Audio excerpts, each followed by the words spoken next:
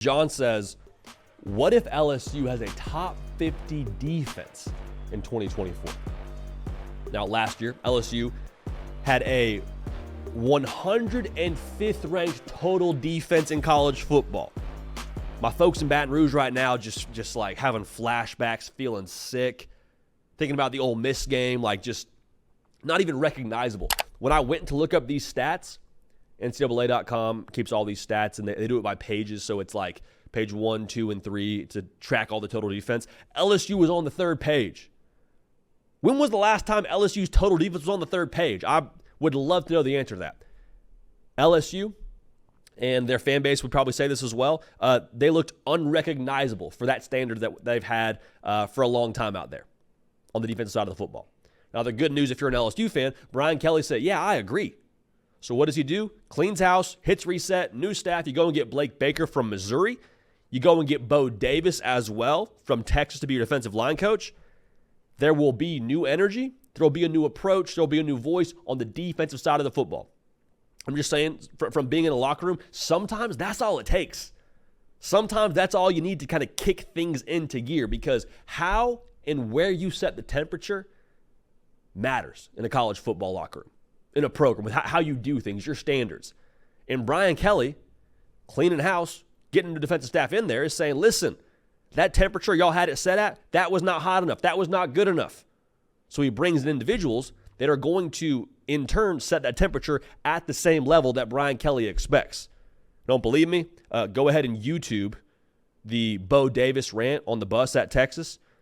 I would do so without children in the room because he uses some choice words there. But, like, that is Bo Davis in a supposed to be private setting, setting the temperature at Texas when they're not winning at a high level, saying, if you don't want to be here, then hit the portal. This matters to us. If you don't want to play at our standard, get out of here. And so that was him at Texas, and you saw what happened to Texas while he was there and how successful they were. I love that if I'm a Tiger fan. I love having Bo Davis on my staff now if I'm an LSU fan, because him bringing that juice and that intensity and that temperature to our locker room and our defensive side of the football, that's going to translate. What it looks like and how long it takes remains to be seen, but that is going to benefit LSU, whether it's addition by subtraction or addition by addition, if you catch my drift there. The portal is open for everybody. I'll say that. So, top 50. How good are you if you're a top 50 defense? Iowa State was top 50 in total defense last year. They allowed 20 points a game, 24 points a game, statistically speaking. The personnel to me at LSU defensively, because it is about the Jimmies and the Joes, still very much so wait and see. Like the defensive line, you didn't land anybody massive in the portal, and that was well publicized based on Brian Kelly's responses to how they're going to use the portal, and I respect him for it. Still have Harold Perkins.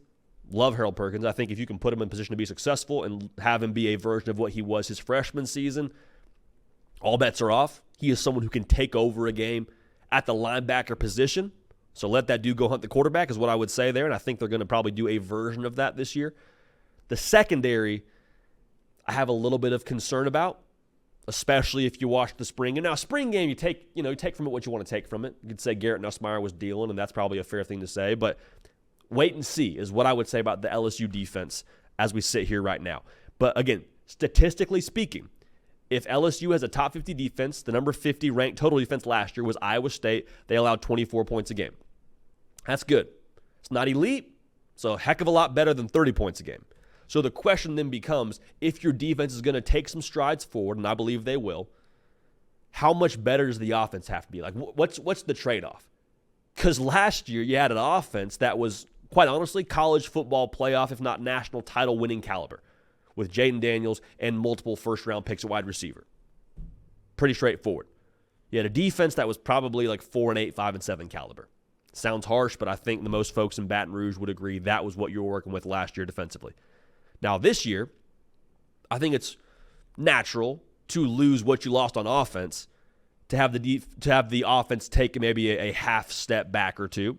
I don't think that's wildly irresponsible to assume. I will say this. I still trust Garrett Nussmeier. I am really excited about the college football world getting introduced to him.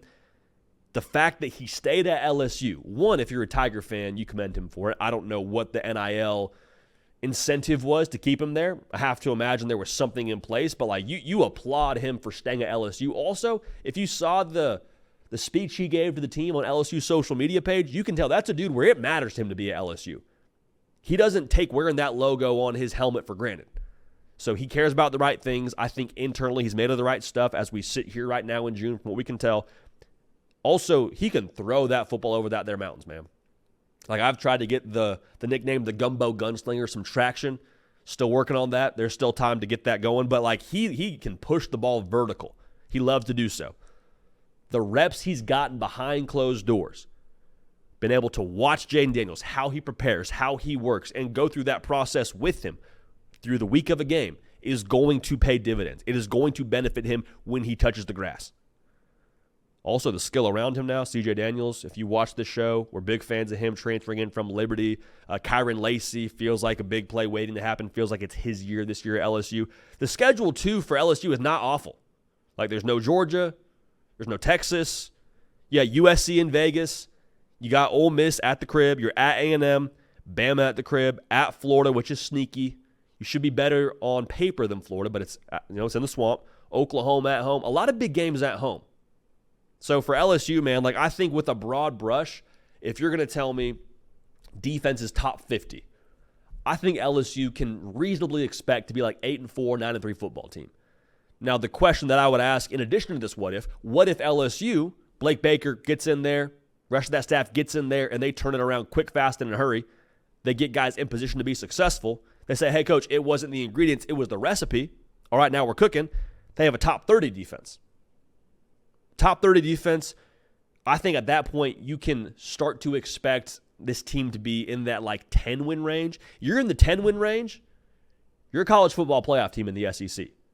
LSU last year, even with that defense, won 9 ball games at the end of the regular season. They were the they were the number 13 team in the final college football playoff rankings. Now, I understand that doesn't translate all the way because in the new rankings, you have a G5 team in that final 12. But you hear what I'm saying. You go 10-2.